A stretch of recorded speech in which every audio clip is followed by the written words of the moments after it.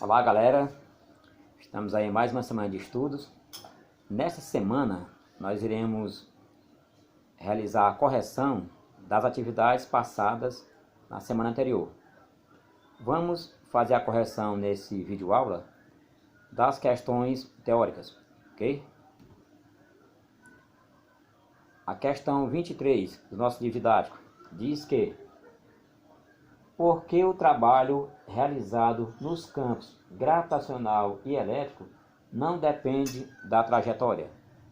A nossa resposta: porque o trabalho realizado pelas forças gravitacional e elétrica depende apenas das posições inicial e final. Vou dar um exemplo aqui. Esta caneta está a uma altura h. O trabalho realizado para a traseira desse ponto seria um ponto A, por exemplo, até aqui um ponto B. Esse trabalho depende apenas da posição inicial e da posição final. Se ela vier em linha reta ou não, isso não interfere no trabalho. Assim também é o trabalho realizado pela força elétrica. Depende apenas das posições inicial e final de uma carga elétrica, ok? A questão 27, ainda do nosso livro didático. Duas placas condutoras extensas, A e B, carregadas eletricamente, criam no espaço que as separa um campo elétrico uniforme, como mostrado na figura. A gente vê na figura que a placa A, que é a placa B, as linhas de forças vão da placa A para a placa B. Vamos às perguntas. A. Qual o sinal da carga elétrica em cada uma das placas?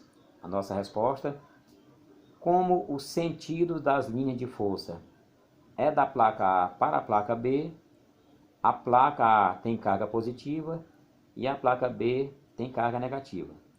Então aqui está, a placa A tem carga positiva, que é onde inicia as linhas de força, e a placa B terá carga negativa. B. O potencial elétrico é maior no ponto P ou no ponto M?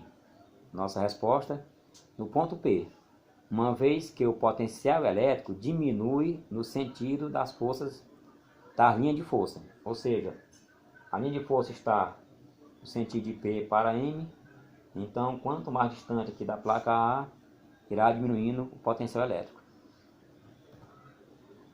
A C. Se um elétron for abandonado no interior do campo elétrico, qual o sentido do seu movimento?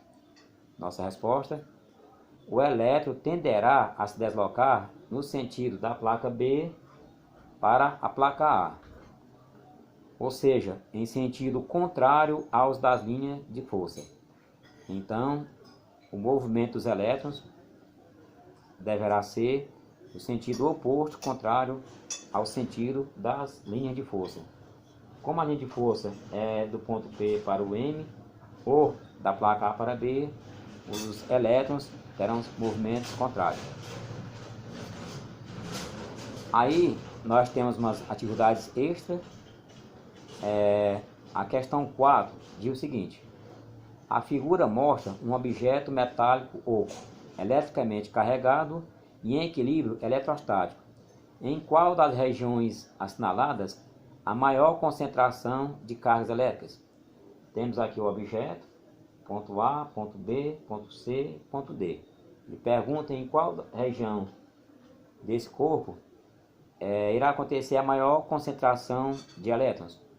No nosso livro didático, nós temos aí uma parte que fala sobre o poder das pontas. Nessa parte aí refere-se, um exemplo muito prático, ao que nós utilizamos nos para-raios. Aquela região pontiaguda é onde mais concentra-se elétrons e assim atrai raios, para que sejam descarregados na Terra. Então, onde tem a região mais pontiaguda é o local onde mais concentram elétrons. Portanto, aí a nossa resposta é a letra D, a região mais pontiaguda, local onde se concentra maior quantidade de elétrons. Ok? Espero que tenham ajudado a vocês e tenham uma semana ótima, abençoada de estudo. Fiquemos em casa.